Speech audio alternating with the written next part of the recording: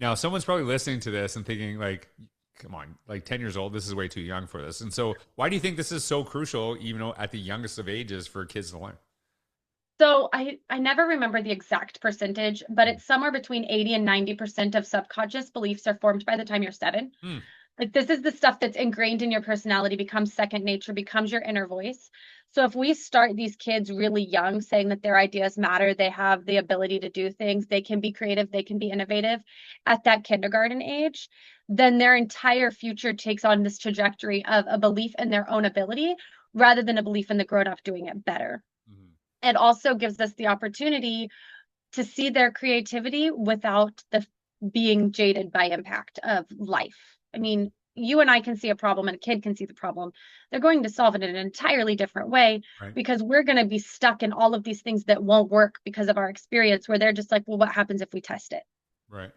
Well, you know, in innovators mindset, one of the things I talk about is really crucial to having, you know, that mindset that you're talking about is not just being problem solvers, but problem finders. Like actually identifying things that matter to you and then posing solution. And I think that's a really important thing.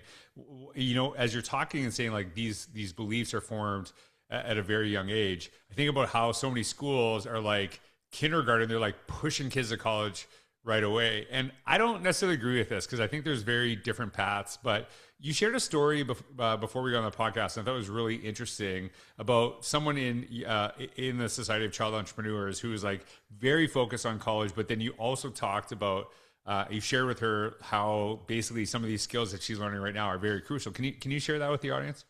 Right. So I had a brother and sister, and mom signed them both up. And brother was super excited because he wants to be an entrepreneur and sell his art forever. And sister was like, I don't want to be an entrepreneur. I want to be a therapist.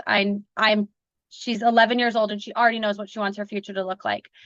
And so she didn't see any reason to have entrepreneurial education because she's college bound. And entrepreneurs are people who don't go to college. And so I had to explain to her, like, no, look, what kind of therapist do you want to be? Are you going to be in a practice? Are you going to be like, what's your theory? And she said she wanted to be private practice. Well, then I had to explain to her, okay, private practice as a therapist is entrepreneurship. You are running that business. You're in charge of solving problems, managing your employees, taking payroll, Mhm. getting inventory. All of that is your job. You are the entrepreneur and the therapist, which means this education does apply to you. It doesn't have to be college or entrepreneurship. They can go hand to Right. hand.